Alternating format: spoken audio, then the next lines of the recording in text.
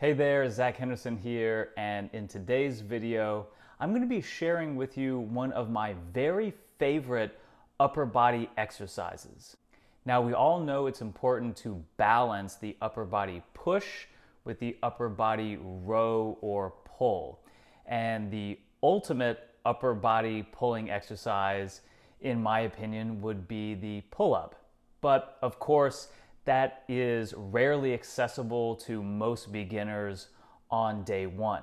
So as a coach, I'm always looking for those exercises that simultaneously are fun to do, easy to learn, that build strength, that build muscle and work capacity, and then also help to progress your physical skills if someone has the goal of doing something more intense or more complex.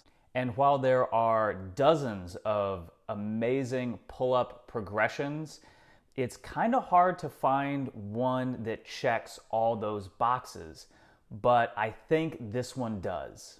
It's called the seat row, and basically it's a combination of a reverse tabletop hold, kind of like how you would do to set up in a traditional bodyweight row, and then you just transition right into a pull-up or a chin-up lockout.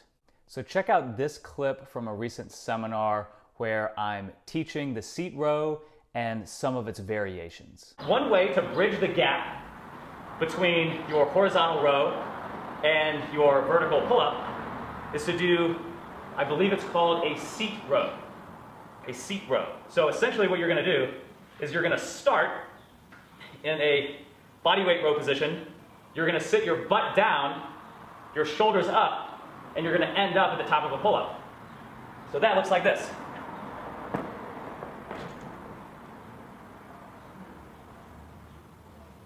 I go from horizontal to vertical. Does that make sense? Yeah.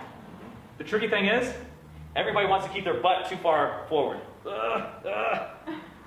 Let your butt sink down and back.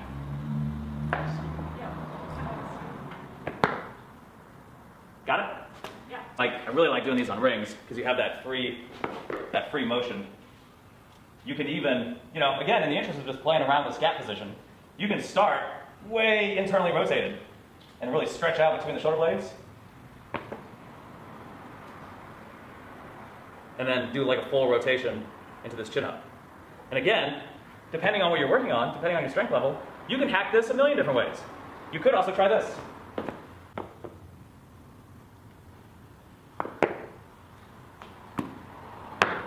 Adding a bodyweight float at the top and at the bottom. Does that make sense? Yeah. So that's why rings and being so close to the ground is so much fun, because you have so many assisted options. You can also just do that one leg. Really working on this.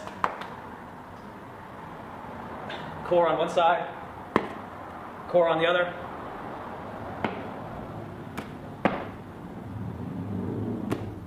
That's why I say, being okay with spending weeks and months working on a million little nuanced variations of all this stuff.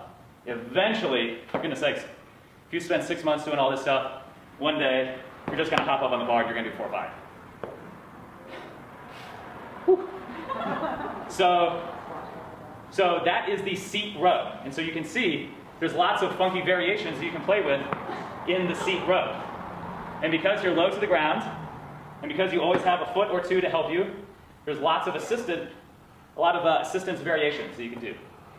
So it's as simple as that. Obviously, you have lots of options to progress and pregress the seat row.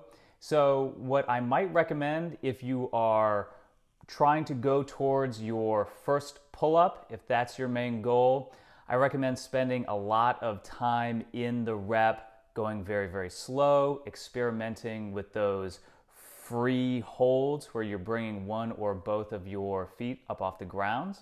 And if pull-ups aren't a major goal for you and you just want to use this exercise to grow muscle, to grow endurance in the upper body, it's a fantastic way to do that as well. you can just kind of get into a faster, almost kind of like pumping type rhythm, and you can knock out 10, 20, or even 30 reps in a row, obviously depending on your strength level. And that does it for today. Thank you so much for watching. I encourage you to experiment with the seat row and let me know how it feels for you. As always, thank you so much for watching till the end. If this was a helpful video for you, hit that thumbs up and we will see you in the next video.